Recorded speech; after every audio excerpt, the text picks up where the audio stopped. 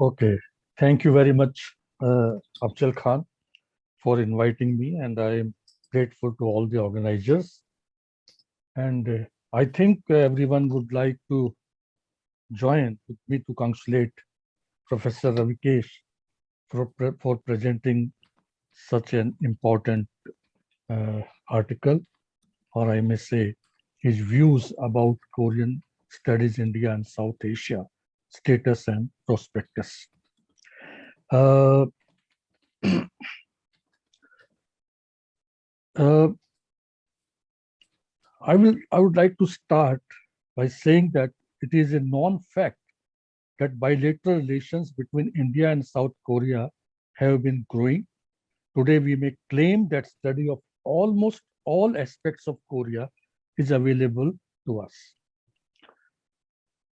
My question is why we want to study and promote something other than us, and why we want others to study us.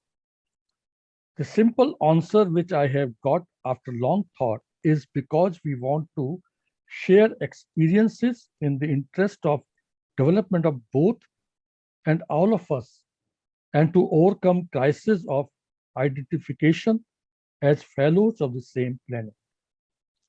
But there can be many regions such as ancient roots of the civilization, similarity of philosophical happenings, significant cultural heritage, rapid growth in any field, discovery of some special interlinks, sudden accessibility, etc., for giving priority to someone among others.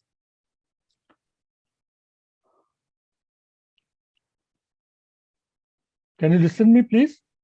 Yes, we are listening to you, sir. My figure has gone. Oh yeah, now it's okay. We can hear. See. Now it's okay? Okay. Yes, okay. Right. Please carry on. So it is important to mention that Professor Ravikesh and the Center of Korean Studies, as he has also mentioned, are engaged very actively in bringing and promoting the cause of Korean studies under the main title Korean Studies in India through AKS International Interdisciplinary Conferences for the last few years. In these conferences, emerging trends in Korean studies in India and South Asia, intercultural perspective on language, literature, and culture, etc., are covered. Other than this, many times international conferences of Korean and Indian writers and artists in collaboration of KAFI have been organized. Therefore, I may say that Professor Ravikesh is well versed in the area of his presentation. Referring to the legend of the marriage of the Princess of Ayodhya and King of Korea, Kim Suro, in the 1st century AD, an attempt has been made to establish that the intimate relationship between Korea and India goes back a long time. This legend is mentioned in Sambukyusa, or Legends of the Three Kingdoms. For the strong and close relations between Korea and India, Professor Ravikesh has aptly credited Nobel laureate Rabindranath Tagore's enthusiastic and sensitive sentiments and intellectualism towards Korea during the time of Japan's rule. Undoubtedly, Tagore's 4-line poem Lamp of the East, written on request by the Korean youth in Japan in 1929, which was his 3rd visit to Japan, had filled with enthusiasm and new energy in the mentality created by the Japanese rulers of the Korean people. The entire literature of Tagore has already been translated into Korean. Many Korean literatures have also been influenced by this philosophy and literature. The said poem of 4 lines has also been taught in the curriculum in the schools of independent Korea. Even the idol of Tagore can be seen installed in today's Korea. The famous Tagore Society of Korea is also named after him, whose founder is the senior Korean poet Kim Yang-sik.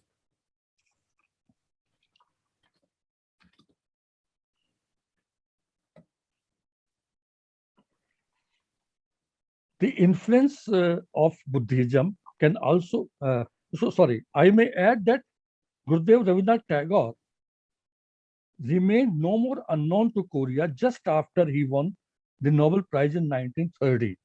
Korea was under the imperialism of Japan as India was under the British rule. The Koreans were also struggling for their independence. Being the Asians themselves, the Koreans welcomed and celebrated the prize as the first Asian Poets Prize. The works of Tagore reached Korean English translation. It was found reflecting Tagore's deep concern for suffering humanity and a strong will and message for a future world. I quote, where mind is without fear and the head is held high. Unquote. Between 1916 and 1919, Tagore's name had entered in the homes of the Koreans. Translation of his works has started in 1916 and it has not stopped till now. The influence of Buddhism can also be seen in Korean life, literature, and culture. In order to show the interest of Koreans towards India, Professor Ravikesh has rightly mentioned about the 8th century Korean Buddhist monk Hecho and his diary book of memoir of the pilgrimage to the 5 regions of India, which has been translated in many languages, including Hindi. It was Buddhism which played a great role in bringing the 2 Asian countries very close. The officially acknowledged date in which Buddhism was first introduced in Korea is 372 AD or CE. Korea was divided into 3 states. Silla officially authorized Buddhism as the national religion. Silla unified the 3 kingdoms. However, in the opinion of Professor O. Kook Kyun, who has been president of the Association of Young Buddhists of Korea, the date of introduction of Buddhism into Korea was much earlier than the official record. I would also like to mention about a professor of history. Professor of history Ko Chun Han has written a book, 4 Guk Sites Sinbi Wangguk Gaya, about a 4th small kingdom of Korea, Gaya. It was located along the southern coast of the peninsula. It is said that before Buddha, there were 3-4 statues like Buddha in Korea.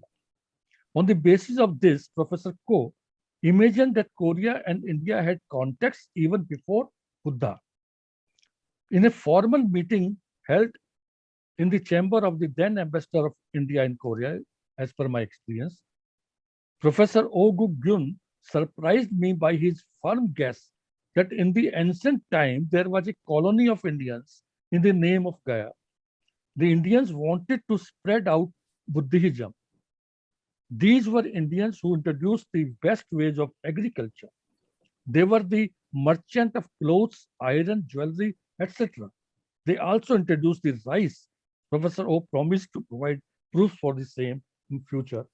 Of course, I could not see the proof so far. But this shows how the Korean people think about the Buddhism and the relations between India and Korea. In Korea, India is generally recognized and identified as the land of Gandhi and Tagore.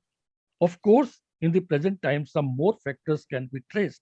There are other areas like behavior, gestures, festivals, some of the traditions and rituals, etc., on the basis of which one can find Koreans' clothes similar to Indians.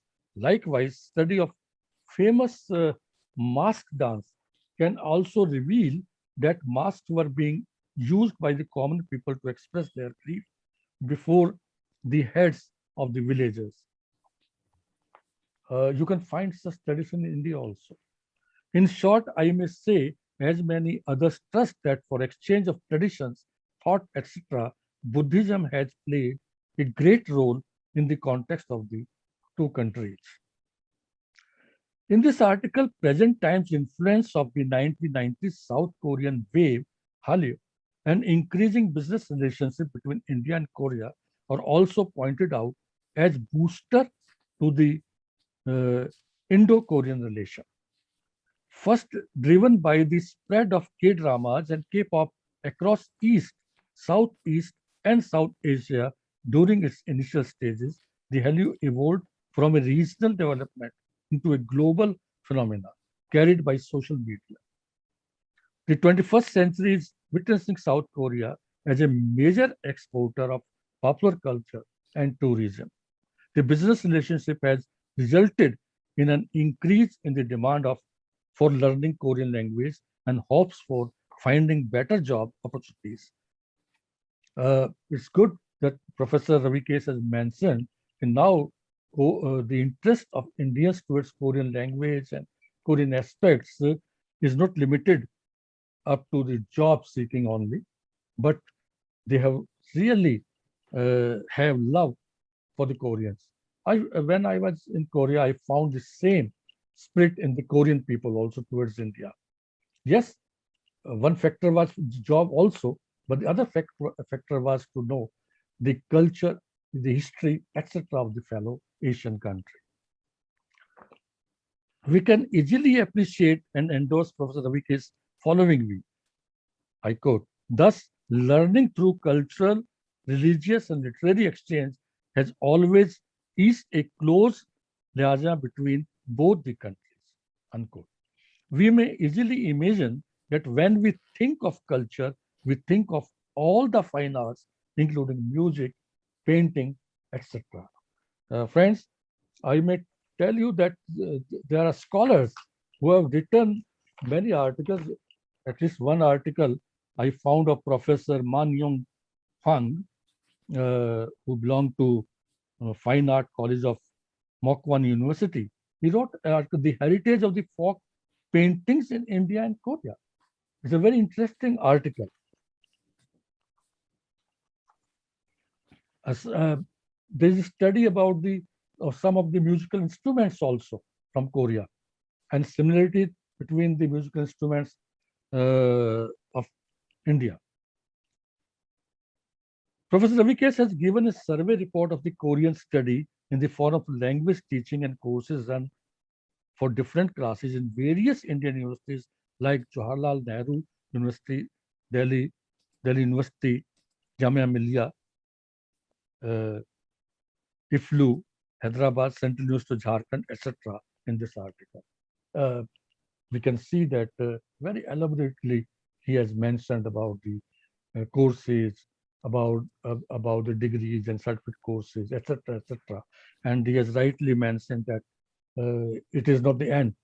Still, in the changes of the environment, the universities are trying to upgrade their courses and introducing some new aspects of the Korea. It has been rightly mentioned that JNU is one of the biggest academic centers of Korean language, literature, and cultural studies, which is collaborated with many reputed Korean universities.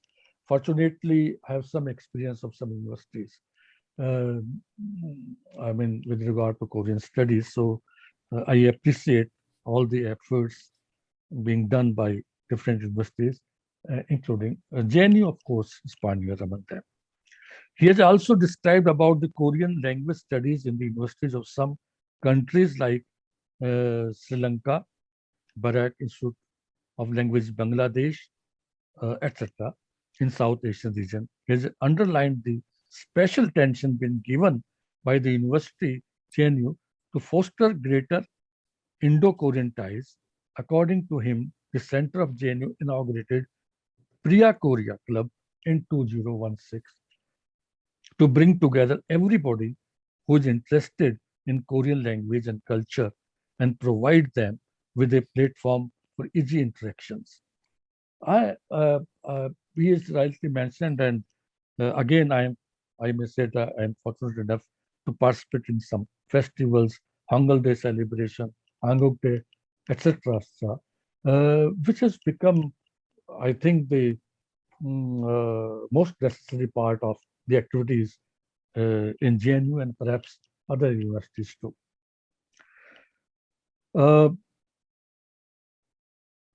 One point, again, I would like to underline he's mentioned that perhaps JNU is prepared the syllabus for those who are engineering students. So this is very important, because when I was in Korea, I found that the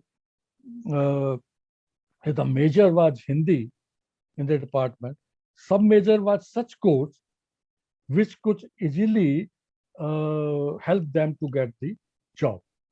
So if the Indian universities are thinking in this line, we should welcome. And Indians will welcome, I must say. The author has also arrived at certain conclusions. In his opinion, 1991, economic liberalization of India has been a great factor for further strengthening the trade relations, economic and cultural exchange between both the countries. Role of Korean culture centers have also been discussed. He has touched the foreign policies also in this regard. He has given a positive look towards growing popularity of academic as well as cultural exchange between the two countries. At the end, I must say that such articles are very important especially for those who really wants to come close to Korea, Korean culture, Korean literature, etc. Sir, we have only 2 minutes to wrap up this session, so please. Well, I have said what I want to say. Yes. Only there can be few questions. Whenever you say, I can put those questions. But what I wanted to say, I have said. Thank you very much. Okay. Thank you very much, sir. Professor Ravikesh, do you want to say something on the comment of Professor Divik Ramesh? No, I am very thankful to Divik Ramesh, sir, for his kind words and very keen observation on the aspects that I have touched in my papers. And we all hope that Korean studies in India continues to flourish with more involvement of scholars of Korea and India together in the future. Thank you, sir. With this, we want to conclude the second presentation. We regret to say that we are bound with the time. Otherwise, we could carry out this session for a longer time. But we have to begin the next session. I would like to thank Professor Ravikesh and Professor Divik Ramesh for your insightful thoughts and presentation about the status of Korean language studies in India and Southeast Asia. I truly believe that this presentation was very informative and practical one, and audience one who are benefited a lot through this presentation. Thank you.